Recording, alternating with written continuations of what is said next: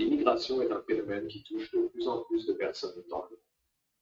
Beaucoup de gens décident de quitter leur pays natal pour aller vivre ailleurs, souvent en quête d'une vie meilleure. Certains pensent que ces personnes n'ont pas d'autre choix que de partir, en raison de la guerre, de la pauvreté ou de conditions de vie difficiles. Personnellement, je pense que cette affirmation est vraie dans certains cas, mais pas toujours. Il existe plusieurs raisons pour lesquelles quelqu'un peut décider de partir, et cela ne signifie pas nécessairement qu'il n'a pas d'autre choix. Argument 1. Les raisons économiques et politiques. Il est vrai que dans de nombreux cas, les gens quittent leur pays parce qu'ils n'ont pas le choix. Les guerres, les conflits politiques, les crises économiques et la répression des droits humains poussent des millions de personnes à chercher refuge ailleurs. Dans ces situations, l'immigration est souvent une question de survie.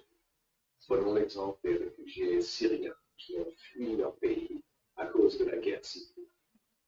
Pour eux, rester dans leur pays signifiait risquer leur vie. Ils ont donc été contraints de partir pour assurer leur sécurité et celle de leur famille.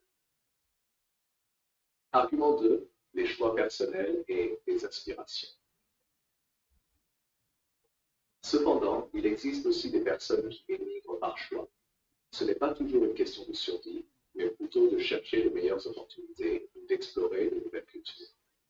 Par exemple, beaucoup de jeunes professionnels décident de s'installer à l'étranger pour des raisons de carrière, afin de bénéficier de meilleures perspectives d'emploi, d'accéder à une éducation de qualité ou encore de découvrir de nouvelles façons de vivre. Dans ce cas, il s'agit d'un choix délibéré, motivé par des aspirations personnelles. C'est un phénomène de plus en plus courant avec la mondialisation. Contre-argument des pressions sociales et familiales.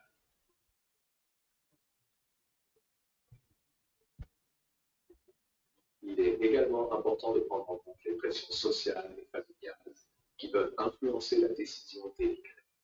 Dans certaines cultures, les jeunes sont encouragés à partir pour aider financièrement leur famille, même s'ils ne le souhaitent pas vraiment.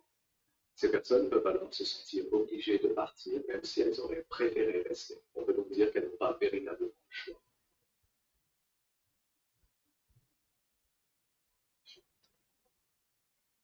Réfutation, l'importance du libre arbitre dans l'immigration. Cependant, même dans ces situations, il est essentiel de reconnaître qu'il y a toujours une part de choix. De nombreuses personnes confrontées à des conditions difficiles choisissent malgré tout de rester dans leur pays d'origine pour des raisons personnelles ou culturelles. Chaque individu a sa propre manière de réagir face à l'adversité, et certains préfèrent rester pour améliorer la situation chez eux. Ainsi, il est réducteur de dire que tous les migrants n'ont pas d'autre solution que de partir. Conclusion, 30 secondes à 1 minute. En conclusion, je pense que quitter son pays pour aller vivre ailleurs peut être à la fois un choix forcé et un choix volontaire. Certaines personnes sont poussées par des circonstances extrêmement difficiles, tandis que d'autres cherchent simplement de nouvelles opportunités et un changement de mode de vie. Il est important de ne pas généraliser, car les raisons de l'immigration sont multiples et variées, et chaque situation est unique.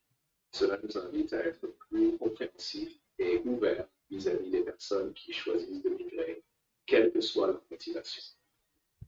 Si tu veux que j'ajoute des éléments